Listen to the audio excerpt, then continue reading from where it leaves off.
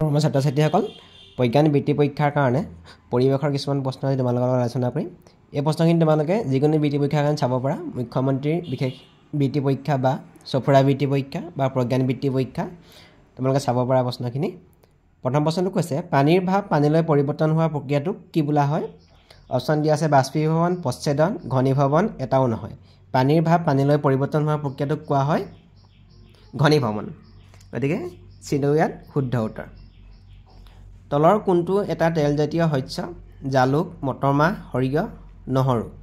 ইয়াত তেলজাতীয় শস্যটো হ'ব আমাৰ সৰিয়হ। বায়ুত আটাইতকৈ বেছি পৰিমাণে থকা গেছবিধ হ'ল অক্সিজেন, কাৰ্বন ডাই অক্সাইড, নাইট্ৰজেন, নাইট্ৰাছ অক্সাইড। আটাইতকৈ বেছিকৈ থাকে আমাক নাইট্ৰজেন। তলৰ কোনটো উৎসৱৰ লগত ভেলুমকালী নাও খেলৰ সম্পৰ্ক আছে? অপশ্যন দিয়া আছে পোংগল, বৈশাখী, ওনাম, ছট পূজা। ভেলুমকালী নাও খেলৰ সম্পৰ্ক আছে আমাৰ ওনাম উৎসৱৰ লগত। চিটো ইয়াত শুদ্ধ। ৫ নম্বৰ প্ৰশ্ন স্বাধীনতা দিৱসৰ দিনা আমাৰ দেশৰ প্ৰধানমন্ত্ৰীয়ে ৰাষ্ট্ৰীয় পতাকা ক'ত উত্তোলন কৰে? অপশ্যন দিয়া আছে সংসদ ভৱন, লালকিল্লা, ইণ্ডিয়া গেট, ৰাজঘাট। স্বাধীনতা দিৱসৰ দিনাখন আমাৰ দেশৰ প্ৰধানমন্ত্ৰীয়ে ৰাষ্ট্ৰীয় পতাকা লালকিল্লাত উত্তোলন কৰে। বি নম্বৰটো ইয়াত শুদ্ধ।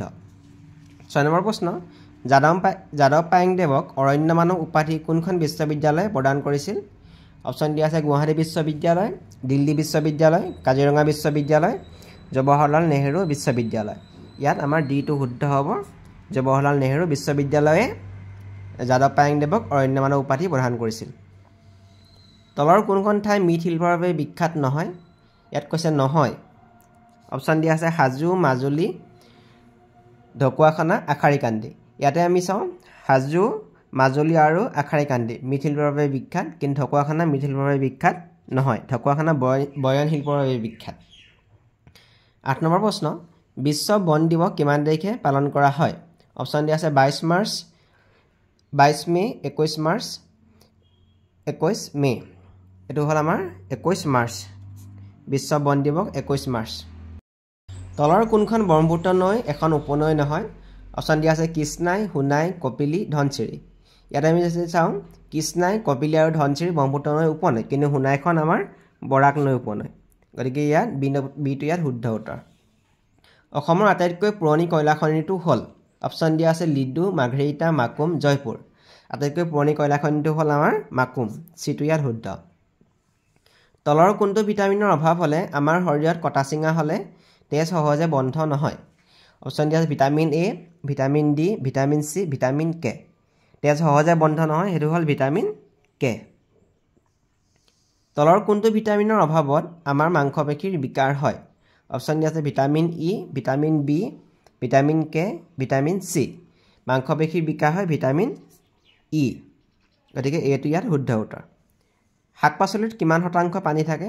অপশ্যন দিয়া আছে 40%, 90%, 60%, 80%। শাক পাচলিত 90% পানী থাকে। বিটো ইয়াত শুদ্ধ। বায়ুত থকা জলীয় বাষ্পৰ পৰিমাণ জোখা আহিলাবিধৰ নাম হ'ল বেৰ'মিটাৰ, ৰেইন গজ, হাইগ্ৰমিটাৰ, এনিম'মিটাৰ।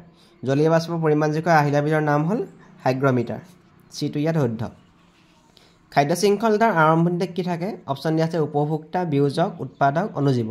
খাদ্য শৃংখলতাৰ আৰম্ভণিতে থাকে উৎপাদক। ইয়াতো চিটো আমাৰ শুদ্ধ। মৰুভূমি অঞ্চলত তলৰ কোনটো প্ৰাণী পোৱা নাযায় কৈছে উট, মকৰা, হৰিণ। ইয়াক গতিকে আমি যদি চাওঁ উট, মকৰা আৰু হৰিণ আমি মৰুভূমি অঞ্চলত পাওঁ, কিন্তু ইয়াক হ'ল আমি মেৰু অঞ্চলত পাওঁ। গতিকে চিটো ইয়াত শুদ্ধ। কিমান চনত মেঘালয়ে পূৰ্ণাংগ ৰাজ্যৰ স্বীকৃতি লাভ কৰিছিল? 1963, 1972, 1978, 1950।